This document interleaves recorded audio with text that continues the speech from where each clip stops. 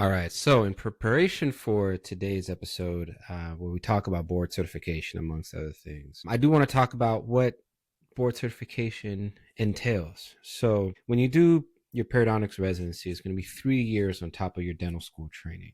And it's going to specialize around surgeries of the gums, the bone that supports the teeth. It's going to include implants, bone grafting.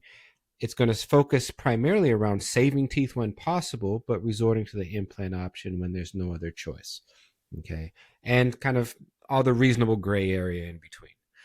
Now, it is very literature intensive. So right off the beginning, you are going to be studying a ton of classic and contemporary scientific literature. I believe we had, depending on the week, it was anywhere between 30 and 40 research papers that we had to read.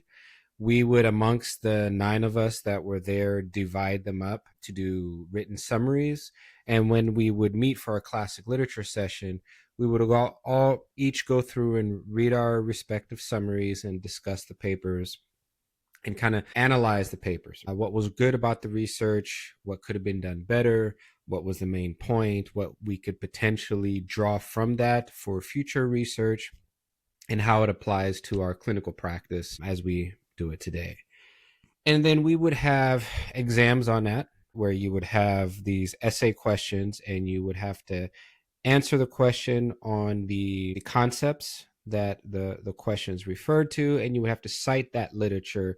It was an open note, and each question might be a whole page long. And so you would have usually around 3 hours to do maybe 4 or 5 questions in essay format with citations of name of the author, gist of the study, and if you could, the date of the paper. Now, if that wasn't challenging enough, we would have case presentation every Wednesday, where we would all take turns presenting one of our cases start to finish. So we would describe the patient's health history, the patient's dental history. We would get into what we found at our initial examination, what the plan was, what the prognosis was, what affects the plan and the prognosis, right? Systemic conditions, all the different medications. What we would have to show photos of the surgeries that we did and the follow-ups and so forth. And then we would proceed to get grilled by all your faculty members for about half an hour, where they would, ask you, why did you do this? What supports this decision? You might quote something, but there might be some literature that would present a counter argument. So you really would have to defend what you're doing. On top of that, periodically, we would be paired with the endodontic residents and the orthodontic residents, and we would have to do co-presentations on a topic and then proceed to get grilled by both our respective faculty, both our perio faculty and the endo faculty. So it really created this strength in your foundational knowledge and your ability to critically think as to not just what you're doing, but why you're doing it. What is the scientific basis for what you're doing? And how does that stand up to potentially some literature that would be suggestive of other either better techniques, equally as good techniques, or research that may call into question some of your decision making. Now, each year we would do what's called our in-service exam. I'll get to the mock board exams, but the in-service exam, which was a 3-hour written exam that was made to simulate your actual written board exam that you'll take third year. So that wasn't enough. Each year we would also do mock board exams, oral board exams, where you would be designated to spend 3 hours going through almost the exact process that your oral board exam, your actual one, will be. And you get graded on it, you get scored on it. All these things that you do are evaluated to a very high degree. And it's stressful because there's times where you prepare, but you may have prepared for this area of literature and science, but all the questions came from this area where you might not be as strong on. You might be asked questions in a way that, especially because you're up there and you're a little bit nervous, you may blank on the answer. You may have rehearsed the literature citations in your head over and over and practice with your co-residents in preparation for your case presentation, and then you just blank. But it was such good preparation. The presenting of your photography, the documenting your cases, and really defending why you did what you did, I think was amazing. And those questions weren't just to the actual periodontal surgery. Some of those questions were on the health history. if someone had diabetes, someone was taking a bisphosphonate, you would have to quote literature regarding what this medication does, how it works, and how it could potentially affect the surgeries that you're doing. So it was very, very intensive 3 years. But at the end of that 3 years, your last, what we call in-service exam, was your actual written board exam. So you got, I think, 3 or 4 hours to do this written board exam, which we all stressed the heck out of, right? Because we don't want to have to redo any of these exams. Then we have to wait a year. So you graduate, you get your certificate, you are a full-fledged periodontist, you can practice. But to complete the board challenge, you have to wait a year minimum to do your oral board exam. And for this exam, we had to fly out to North Carolina. It was very secretive. You had to turn in your phones. They put you on the bus. They drive you to a separate location. They did everything but blindfold you and put a hood over your head. But it was about 3 hours of two sections with, each section had two board certified practicing periodontists and educators that grilled you on cases that they give you. Everything, again, as we practiced regarding the health history, the medications, the diagnosis, prognosis, the treatment. You would be shown cases and you'd have to critique what these cases are showing you, good or bad. And they're really looking to see that you can critically think on your feet and be able to see big picture, comprehensively look at these cases rather than myopically focus on one individual thing. And I think that's what really sets apart someone that, and again, there's going to be great clinicians that decided not to do the board exam, and it doesn't really affect your practice. It might affect what academic positions you may be able to get at some point, but there's great clinicians that are not board certified. And there's a whole slew of doctors that are board certified. And I can say at least with some confidence that when someone goes through a credential, and just like when I did my board certification with the International Congress of Oral Implantology, you can trust to some degree that this person is going to be more than likely demonstrating critical thinking, proper planning and sequencing, and adhering to what the classic and contemporary literature says is the reasonable best practices, right? And we all know that for any one thing, there might be 5 ways to do it, but are all of those 5 ways based on scientific literature, based on studies and then systematic reviews that look at multiple studies and pull the data to say, yeah, this is a good way of doing it, or this may not be the best, or it's a reasonable option, although there might be 3 or 4 things that might bear better results. And I think that's the main difference between board certification and non-board certification. It's someone that was willing to go that extra mile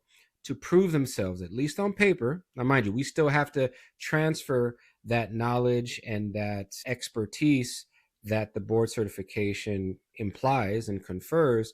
We have to make that a routine part of our daily practice, which I think is crucial. It's extremely important. And I try my best. It doesn't mean I don't ever have failures. I have things that don't work, or potentially could have been done better when I do a morbidity and mortality analysis after the fact if we have an adverse event. But I do the cases. I mean, my content is all over the internet. Whether you're looking at my webinar lectures, whether you're looking at my CE articles that I've written, whether you look at my Instagram page, I post so many of my cases. So you can actually see that I do 100%, at least try to always follow a rigorous protocol of critical thinking and planning with all my cases. And what you can't see is the cases that I don't do, because there are cases where after this rigorous planning and analysis, as opposed to maybe my colleague either next door or across the street, there's a fair amount of cases that I say no to now that maybe I wouldn't have been as adept to say no to 10, 15 years ago, but my practice and my knowledge has grown. And I think that is probably the one thing I take away from the board certification process is it really instills this notion of, are you looking at the patient as a whole, right? As a whole human being, taking in their socioeconomic, their overall oral health, their habits, their resources, And are you coming up with the best scientifically based treatment plan for them that's grounded in sound, tried principles that have been tested over time? And that is my huge preamble. Obviously, I can talk a lot, as many of you know, but that's my preamble to this episode with board certified Dr. Quan Nguyen, a colleague of mine that I met a few years ago, that I followed his work, that I've actually had come and lecture to my constituency. As I'm currently, as you're listening to this, I'm the president of the Seattle King County Dental Society, which is the largest dental society in the region. We boast around 1,500 to 1,600 members, and I 100% trust Quan's expertise and his clinical work and his decision making to bring him in and to lecture to our members, which he had an amazing lecture about 2 months ago that was very well received by our members. So that being said, thank you for listening to me, and please enjoy the episode of the Teach Me Implants podcast.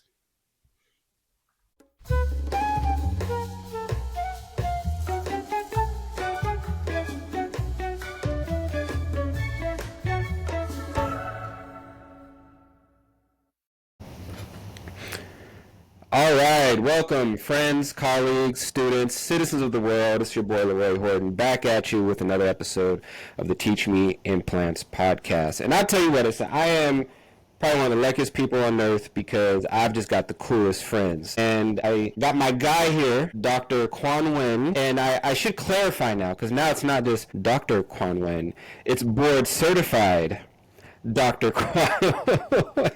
We made it, brother. We made it. We did, bro. I just want to welcome you to this episode because, we kind of became friends by interviewing together for a perio program about 4 or 5 years ago, and just kind of kept in touch since and watched each other's journey. And I can tell you, I'm super proud of where I've seen you come and grow and, become an expert, which is probably got to be a good-ass feeling. What does it feel like to be an expert now?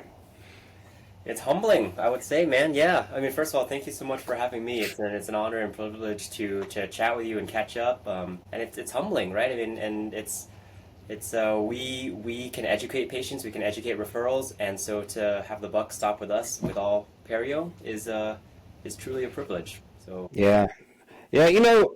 So you worked though before you went back to specialty, right? I'm sorry. I say you were working as a general dentist for a while before you went back to specialty, right? Yeah. What made you think you could do it? Because specialty, for most people that, if they're not in dentistry, they're listening with your students, it's a 3-year residency program that can be pretty rigorous, very literature intensive. You might be changing up your whole life, right? You already established an income, you got kids on the way potentially. What made you say, you know what? I want to be this type of expert. Yeah, no, that's great. I've actually been thinking about that a lot. I would say it started in dental school, right? I loved perio, I loved surgery, and I had exposure to it with a perio senior selective. So you may in your 4th year of dental school have an opportunity to do selectives in the specialty programs, and so I chose perio and was able to do some minor dental surgeries like simple crown lengthening, open flap debridements, just kind of getting your hands wet with supervision and things like that. And I loved it. It was really fun. But I also loved general dentistry at the time, and I loved being like a jack of all trades, or kind of being a one house for my patients. So I had the idea that, on a molar, I would do the class 2 filling, and maybe in a few years, if it needed endo, I would do the endo. And then if it was too decayed and we needed crown lengthening, to do the crown and all that. I wanted to do, A to Z of that care for that tooth for that patient. And so when I graduated, that's kind of how I wanted to practice. I wanted to be well enough versed in all the different sides, because I thought that was fun. It's dynamic and engaging. And then throughout the years of practice, I did that, and I loved that. But towards the end, I started to feel that I wanted to just do the crown lengthening part. And so looking at the schedule of the day, by now I'm 3 or 4 years out of school. I'm looking at the schedule.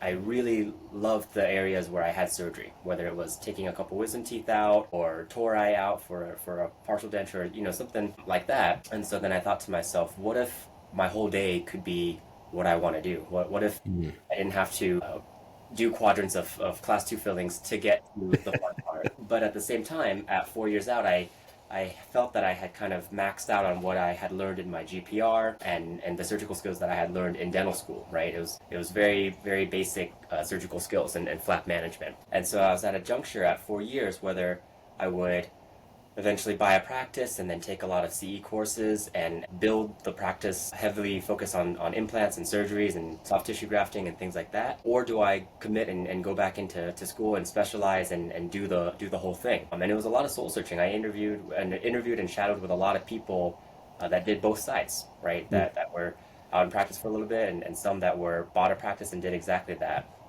And ultimately, after looking at the options and what fit my personality, is that I enjoyed school and I always liked learning, and so thrusting back into that environment wasn't stressful. I actually looked forward to it, and so it was a tough decision from a family standpoint because my wife, we were working and dual income, no kids, a couple dogs, so life was good. Life was good. And so to uproot that, move across state lines and do all that, that was definitely tough. But man, looking back, this is the So you worked 4 years, and you're non-traditional perio resident. You already did a GPR. You worked for a couple years after that, which means you had some skills. You had, a lot of people don't understand when you get into the actual act of clinical practice. It's not just can you drill on a tooth, can you reflect a flap.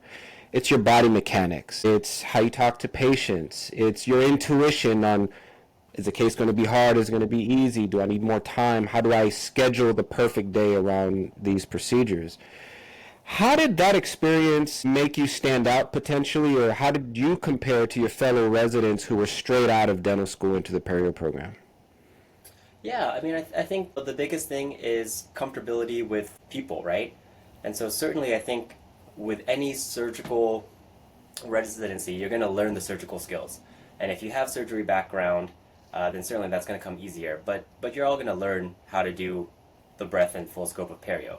So I think for me, when I reflect on it, because I always think, man, what if I had just committed earlier, right? I'd be a younger periodontist. I would have, practiced for several years now. But again, life takes you the way it does, and so I'm very grateful for where I am in my life. But I would take from it that the 4 years of working experience taught me how to work with assistants, taught me how to work with front desk, taught me how to call patients and resolve hard situations, have hard conversations while managing time, managing being in multiple places at one time and things like that. Although from my general practice experience, I didn't necessarily translate a lot of hard clinical skills over. I think there's a lot of soft back-end skills that translate. You know, I Relationships.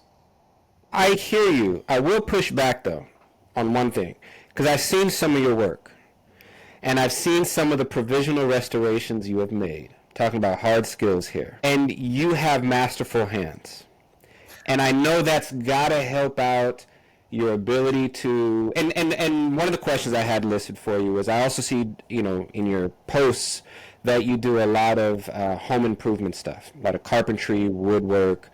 So your ability to create amazing things, not even just in your household, but obviously as that translates to to the mouth and the work that you do. I want to give you your kudos because the work I've seen you post has been amazing, especially the ones where you take it into your hands and say, you know what, I want to bring back some of these restorative skills and go ahead and make this provisional restoration and do some tissue molding and so forth. But do you feel that there is a advantage in being an artistic person, a creator with your hands, as you take that skill or that ability into the surgical field? Certainly. I mean, certainly. I think there's the key to it is having the vision up here and then executing it with your hands on somebody's tooth, right, in intraorally. So I think being able to join the abstract vision to a concrete physical object is key. Yeah. Okay.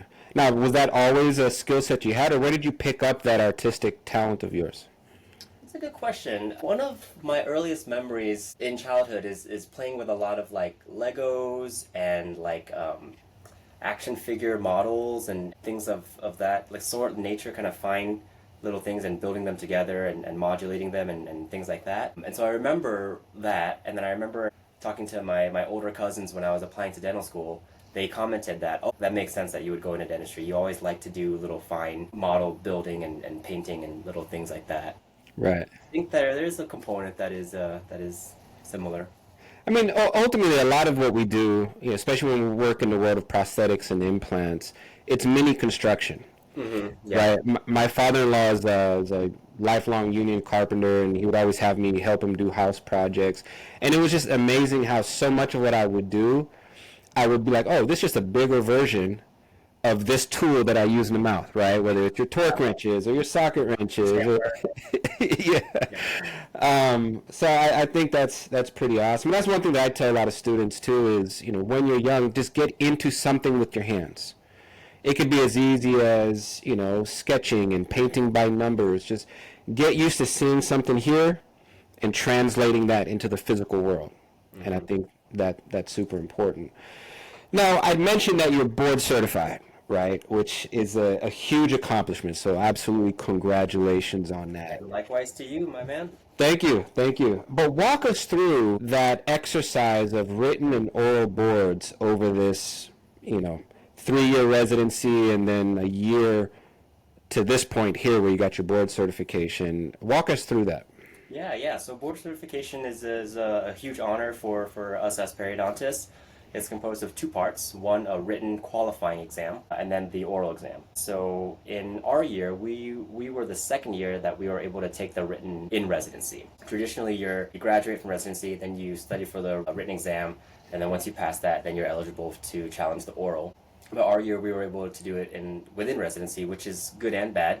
Obviously, you have a lot of things on your plate within residency, but at the same time, you're in the academic mode, so it's a little bit easier to crunch and grind through embryology and all those hard basic sciences that you haven't touched for a little while.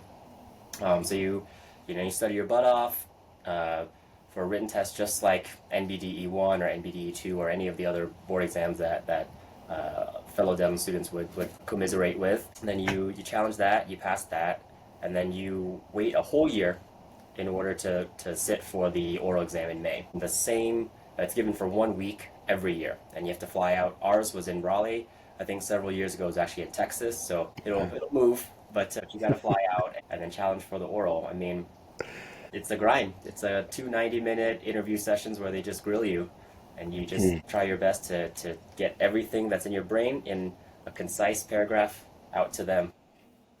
Now, how stressful were both written and oral boards for you as you were preparing for them? Yeah, I mean, high level. I mean, 1 out of 10, probably somewhere in the neighborhood of 8 to 9, right? And I think it's like anything that you're studying for. You're wondering if all the things that you're doing are the right things to get to your goal, right? Right. Am I studying the right things? Am I studying enough? Am I putting enough effort into this, or is this misguided effort? Am I focusing on the wrong things, right? It's that level of uncertainty a little bit that I think is stressful. Yeah. Now, so the oral boards, you probably had a lot of practice like I did in your residency program, right? You did Right. case presentation, mock oral boards. How well, and you went to for anyone listening that doesn't know your history, you went to the University of Washington for your perio training, and were you at OHSU for your dental school? Virginia College. Virginia for dental school, but then you were in Portland for a while practicing, right? Right. Right. Okay. Yeah. How was that experience? Was it pretty close to how they practiced with you? Yeah, I mean, in general, yes. I think residency teaches you to have a tough skin and get grilled and critiqued and take it with a smile. But I would say one thing I noticed in our preparation that was different than the actual boards was a heavier focus on prognoses and etiologies, right? Yes. Obviously seeing a picture and having a chart and providing a diagnosis, of course that's a given, but heavy emphasis on prognosis and what would change your prognosis. If it was this situation, what would be the prognosis and what are the etiologies? A little bit more focus on the prognosis than I was used to. And then of course the other component of the oral boards is then what is the treatment therapy and then critiquing the surgical outcome. Right. And I think that part was pretty straightforward. I mean, we critique each other's cases and we critique our own cases all the time. So doing that, I think, is the fun part, quote Right. unquote. But I would say, talking to my co-residents that are in residency now, I mentioned focusing more on prognosis as they study for their boards. Right? Would you agree? It felt Yeah, I think sometimes it also depends on who you get. Because I felt like my first session, and me and you were texting about it, we were just, connecting, jiving. The energy was good. The second session, it was just a weird vibe, and I couldn't really tell if they approved of my answers or not. Like, there was no affirmative That's exactly nod right. or nothing. When they nod and they cut you off, you're golden because they think Yeah, you're golden.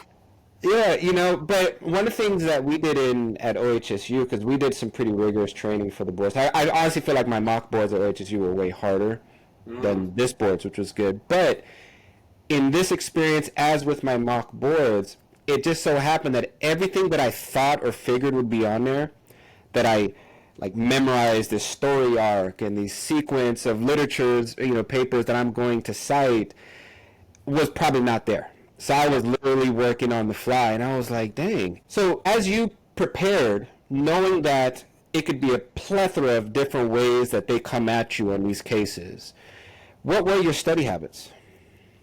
Yeah, I mean, so first I think I broke it into you got to know the information, right? So foundational information. And so looking through the textbooks like the Green Q&A book, which is like a very good basic textbook, reading through the complete summary from Suarez, reading through the Posada textbook. So all of that kind of just reading page by page to build up your base foundation, and of course referencing like the literature that you cover in lit review, but you need to build up that foundation first, and then from there what I did was I started to almost rewrite the Q&A book. So I would think about a topic, so let's say osseous surgery, and I would think about questions that they would ask, right? And so things that come to mind are like, is osseous surgery effective, yes or no, and why, right? And then so as I'm thinking of these questions, I type it out into a Google Doc, type out the question, type out my script, and then basically start to weave in literature um, Mm-hmm. to answer that. And ends up being 4 or 5 sentences per question, and then it kind of starts in your mind. I imagine kind of like building a web of connections. So then you start to cite this person, and then you start to think about what other things they wrote, and what other questions could be asked, or like what other follow-up questions can you kind of go through. And so I think that's what I did, which was helpful. Exactly like you said, I have pages and pages and pages of these scripts, right, of things that I thought I was gonna have to answer and things I would pull out, and almost none of them were there. Like, I mean, some core concepts, but also in the heat of the moment, you don't remember the way you wrote it, and things like that. So it's a good exercise, but it's not likely that they're going to ask the question that you thought they were going to ask. Right. But that's how I broke it up. Foundational information first. You have to build up your base, Mm-hmm. right? You have to know the things that come to mind for soft tissue, the things that come to mind for osseous, and things like that, periimplantitis. And then from there, starting to weave in how would you would answer questions. It's like an interview. Yeah. Did you have anyone cry in your residency with being grilled at case presentation, or whether they cried in the moment or afterwards? I felt like I've heard stories and seen some of my co-residents where they were so stressed out, and you know how Yeah. faculty can be sometimes. They can be on a Yeah. little high horse or soapbox. I mean, I've heard stories, but not in any of my cohorts. Okay. But historically, yeah, I've heard it. Yeah. Yeah. And crying as much, some people when they just get overwhelmed, they get a couple tears. And Sure. it's, a funny story of mine is I'm very, especially because I'm a little old, I'm very opinionated. And so I will argue the case if I feel like what I'm trying to present is correct over someone's questioning. And I guess my tone sometimes can sound a little argumentative. And so when I was talking to my director and my clinical director in preparation for the boards, I said, hey, I'm going tomorrow. Do you guys have any last bits of advice? Literally, the first thing that came on both text threads were, "Don't argue with your examiners." And I was like, "Wait, is that what I'm known for?" Hey, good point. Though. The game you gotta play. Right. Um, so you're board certified now, which is a tremendous distinction within Perio. But some people may know you don't have to be board certified. In your mind, and this answer may change over the years as you meet more people and practice in different settings, what's the advantage to being board certified? And do you feel patients know or realize what the difference is between a periodontist that can still practice as a periodontist but without that extra certification? Yeah. I would say maybe it depends on the patient, right? Our practice here, we advocate and we I guess market that way that we are all board certified. So I think that's another tick that helps patients feel a little bit more at ease. For me, anecdotally, one thing I would comment is the surgical skills that you accumulate through practice and through residency are there, no matter if you know the literature or not, right? I think what I've come to appreciate throughout studying for the boards and now being board certified is that it is a different level of practice. One thing that comes to mind is talking about biologics, right? And so what is their use? And so there's that big best evidence consensus paper that outlines all the different modalities that biologic growth factors can be used, from PRF to GEM21 to all these different things, right? One thing that's interesting is oftentimes when you think about GTR or guided tissue regeneration, the biologic that comes to mind is probably emdogain, right? Highly research, heavily evidence-based as promoting cementogenesis, and that would be critical for new cementum, which is new CT attachment and all of that part of the regeneration. So that's what traditionally I've used. Mm-hmm. But look at the best evidence and you look at that paper, it actually puts PRF and GEM21 as more effective for intrabony defects than emdogain, Right. despite having Strawman back emdogain and all this evidence and kind of manufacturer backed research, right? Right. And so as I was studying that and kind of thinking about that, I started to change the way I practice to practice in an evidence based approach. And so using more PRF and GEM21 in my GTR cases. Hmm. And I would say anecdotally, both cases, surgical outcomes and surgical skills I'm doing are the same, but having my head and ear kind of on where the evidence is pointing and kind of being abreast of that makes it more updated and hopefully provides better outcomes for patients versus just kind of hanging my hat on, oh yeah, emdogain is the one, emdogain is what I was taught, emdogain is what I did, and that's just what I'm going to do. Right. Right? Right. I think the critical part of our practice is that it's going to be dynamic. Mm-hmm. And as research changes and as things change over the next 5, 10, 15, 20 years, we should be abreast of it, and we should modify things as we need to continue to provide the best outcomes for our patients. Absolutely. And do you feel that this knowledge of the literature, even transcending something as specific as biologics, in your general decision making, your patient selection, your sequencing, how do you compare yourself now versus, assuming from everything I know of you, from everything that I know of you, you were a great general dentist, but now you have this wealth of knowledge and experience. How would you compare your decision making on the larger scope between now and before the residency? Yeah, I mean, I think the biggest thing is thinking about the periodontium as a whole. And so I always say we practice as the foundational part of dentistry, the gums and bones to support, all the other aspects, the fillings, the restorative work, the ortho work. And so that's our scope of practice and that's where we live. But certainly having general practice experience and kind of now board certification and all the literature that we studied, it makes you kind of zoom out more and have to understand a little bit more about these other things. Even though we are a specialist, we should know a little bit more about each of our partners. Right. Now, given that, because you've had the experience of both being a general dentist and specialist now, I came across this study, and let me know if you can see my screen here. Let's see. Did that pop up for you there? Yeah. So this is a study. It was a kind of a 2-year following of oral surgeons and periodontists. I think it was about 30 of each, over 26,000 implants placed.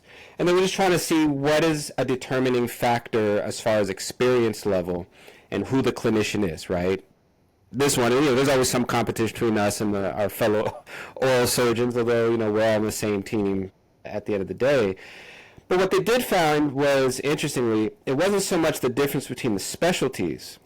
It was the difference in how many repetitions of implant placements they had during their training. And there was significant differences between people that placed a lot of implants during training versus those that did less, as far as their early implant failures in actual private practice. Now, and I'll exit out of this here. As far as University of Washington and any other schools from friends and colleagues you may have talked to, do you feel that the training you got was adequate to be an amazing doctor? Or is it just like dentistry where you graduate pretty good, competent periodontist, but time will be the major factor in you becoming the most amazing version of yourself? Did you feel you got enough reps in residency?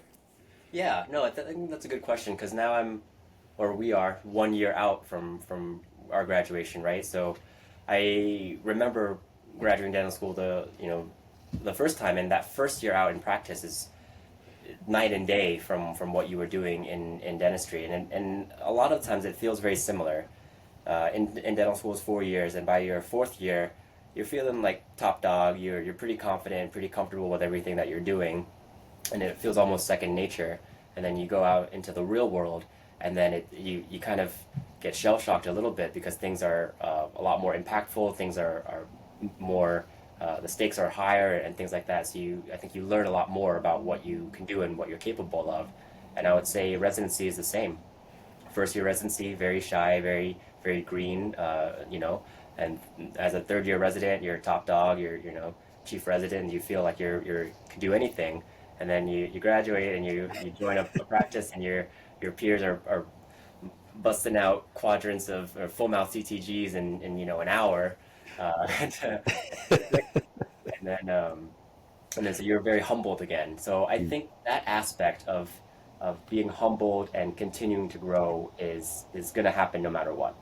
Right. That being said, I think UW and OHSU really gave the tools to build a good foundation, right? And I think you hit it right on the head. You need a number of reps to get to the failure threshold to then learn, and then from there you build up. Right. I always think about the Dunning-Kruger effect. Are you familiar with that one? Yeah. And so earlier on in experience or inexperience, you have a lot of fear. And then there's this inflection point where you have some experience, but there's still so much you don't know, but your confidence is at an all-time high. Yep. And then it plateaus, and then there's a point where the experience and fear are commiserate or commensatory to each other, and I think we're somewhere in that plateau now. A humbling effect of being out in the real world and practicing, and learning and growing off of our foundational training and residency, but there's still so much more to learn. Right. And to be honest, we live in somewhat of a competitive world, and this is a very competitive industry, right? There's a lot of alpha males and alpha females in our industry. And I want to share something else with you here, because as we, I guess, segue from this topic of the amount of training, which is 3 years for perio, and the amount of repetitions that you do and how that can translate into whether you are good or not so good at what you do. Often we see a lot of courses, and let me know, are you able to see my screen here?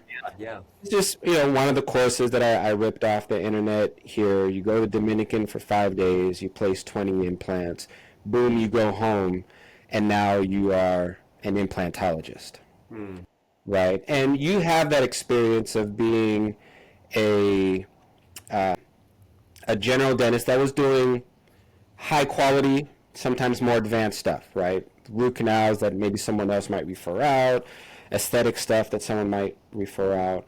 And now you've gone through a concentrated 3-year-long program where not only do you do a lot of reps, but you follow them, right? And the education isn't just from doing a procedure, but it's monitoring and seeing how well your work turned out and how it held up over time.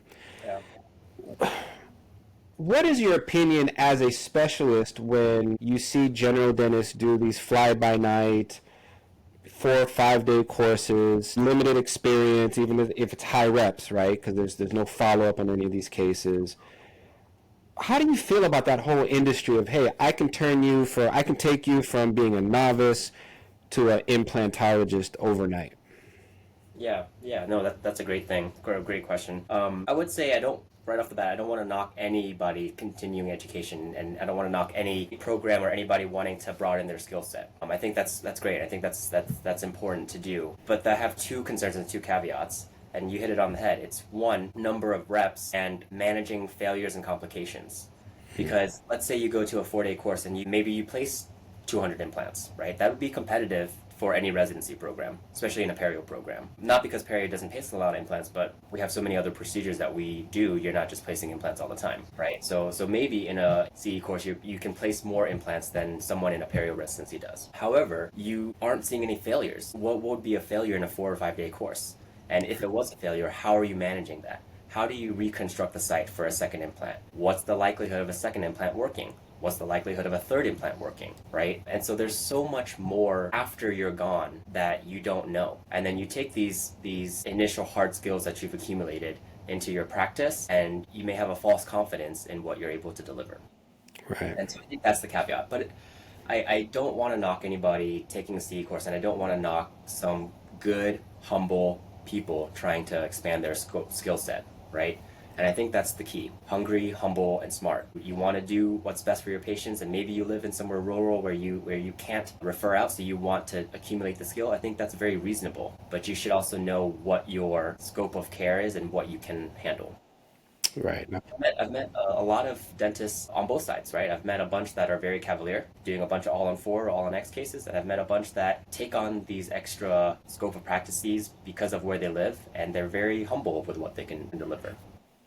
Yeah, and luckily we live in a day and age where there's so many continuum education courses for general dentists, where it's not just 1 week here and now you're flying by your own accord, but there's year-long programs where you're not only touching in once a month, but you're also doing webinar presentations, case reports, and all that kind of stuff, which I think is great. And I struggle with that because I was that general dentist that did a ton of CE and was doing advanced stuff. And now as a specialist, my concern isn't that they don't do anything that we do, it's that they learn it and they do it right. And that doesn't mean perfection, it doesn't mean 100% success.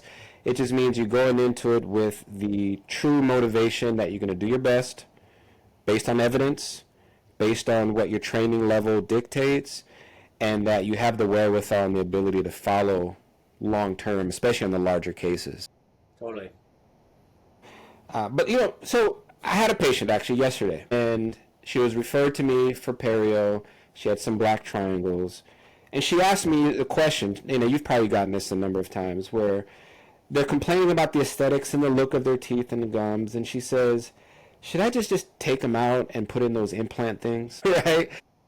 And obviously, like in my head, I'm like, "All right, well, how much time do you got? Because we're about to have a long conversation. Because I need you to know that your teeth are always going to be a better option than implant, or I shouldn't say always. Most often going to be the better option if it's reasonable to save them, right? Even if they're slightly imperfect." How do you deal with those questions? Because now everyone is just looking at these kind of immediate before and after teeth in a day results that they get on Instagram and on TikTok. Given everything that we've discussed, how do you address that with the patient? Yeah, I very candidly and very openly, I say, listen, I love implants.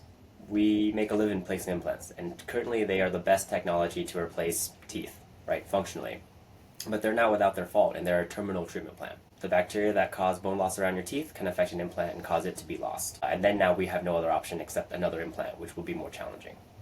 So as best we can, I'd like to keep the OEM parts and maintain them until at which point it doesn't make sense anymore, and then we would pivot to an implant. Right. But then there's also other factors I always weave in, like age, right? So sometimes we candidly say, you're 29 years old. If you place an implant now, I'm asking this to last 60 years, 50 years, and I don't know if it will, right? Versus if we can maintain this tooth for 10, 15 years, and some other tricks in our bag and things that we can do, then we can stretch out the life and then get you to an implant. And then maybe my goal is to have you die with your implant. And a little macabre, but I think they appreciate the honesty right. and the applications that we can do. Yeah. Versus 69-year-old patient with a fractured incisor, I think it's a little bit more reasonable. Right. I think that's one of the learning curves that I've had happily happen to me is I'm a lot more selective on who I do implants on now. And one of the benefits of having practiced in the same geographic region for a very long time is I see follow-up, 10 plus year follow-up, on some of my older cases. And I'll be honest with you, full disclosure, there's some cases where I judge myself now, my former self, where I look at it and I'm just like, why would I ever do this? Right? Now I would say this patient isn't a good candidate. Maybe this wasn't the best, restorative scheme or scenario to place an implant. But a lot of doctors, as we discussed, when they do these fly-by-night courses, they're also associates. And they're doing these big RMX cases, and then 2 years from now, they left to another job or to a different state, and now the patient's is kind of hanging in the wind, For anyone listening, you're obviously married to the Northwest, right? You've been here a long time. You got a beautiful family, wife, and 2 kids.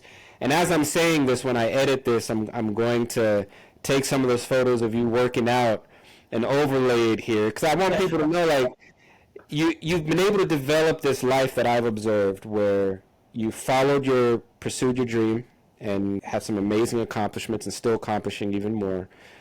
You've been able to balance family life, personal time. I see you traveling all over the place, and I'd be showing my wife, because we're amazed you would ever take infants overseas. We were never that courageous. We just left them with grandma.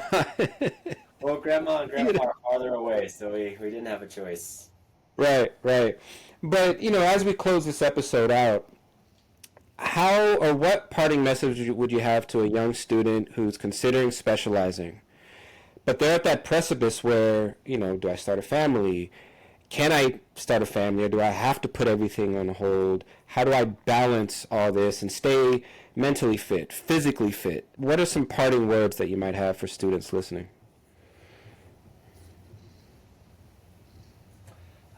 I would say, I think the main thing is you have to look within yourself and soul search. And what do you want out of your life in 5 years, in 3 years? And where do you want to be?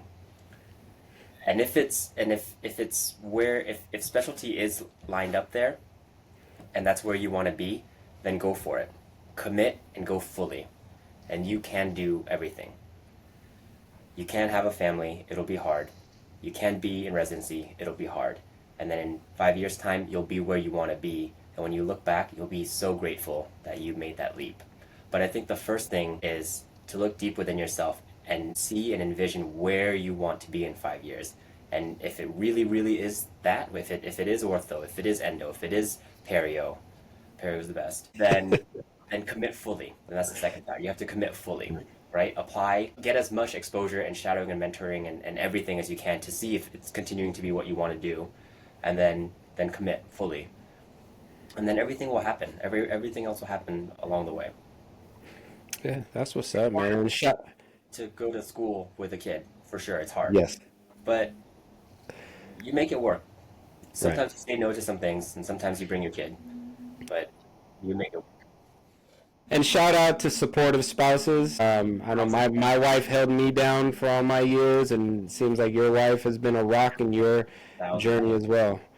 Well, how can everyone find you? Social media, websites? Yeah. Let's see. I changed my name recently, so it's Perio for the win. I like that. Perio for the win. Okay, and I'll put that in the show notes so everyone kind of follow your progress and see some of the amazing work that you're doing. And wade through things. And if they're in Seattle, come by, check out our office, shadow, all of it. I think thinking back as well, right? We've both had really great mentors that took us under and really allowed us to kind of peek underneath the veil. My parents were immigrants. They worked in nail salons, so I didn't have like a father or anything like that was in dentistry that could hand me the keys. So I'm very grateful for outsiders to take me in. And so always open to having people come in and shadow and even just, shoot the crap and what's it like out here. That's what's up, man. Well, listen, you've got an amazing story. I've been a friend and a fan of yours for years now, so I appreciate you. I appreciate you coming on this platform. So for all the listeners out here, my parting words as always is keep reading, keep listening, keep learning, and we'll talk to you soon.